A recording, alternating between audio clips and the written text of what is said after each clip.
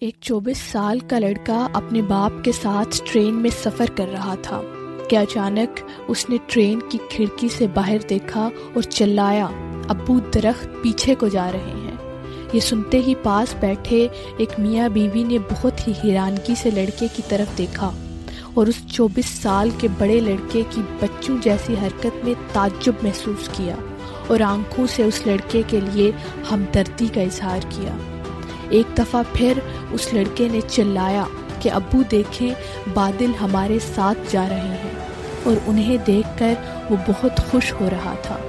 یہ دیکھ کر پاس بیٹھے میاں بیوی رہ نہ سکے اور انہوں نے لڑکے کے باپ سے کہا کہ آپ اس کو کسی ڈاکٹر کو کیوں نہیں دکھاتے؟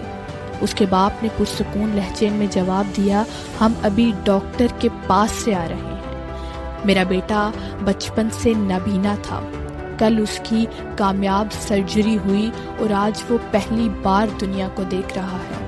ہم سب اپنی زندگی میں سامنے والوں کے جذبات سمجھے بغیر اس کے بارے میں رائے قائم کر لیتے ہیں اور دنیا کو بہت آسانی سے جج کرتے ہیں۔ کیا پتا کہ سامنے والا دنیا کو پہلی بار دیکھ رہا ہو۔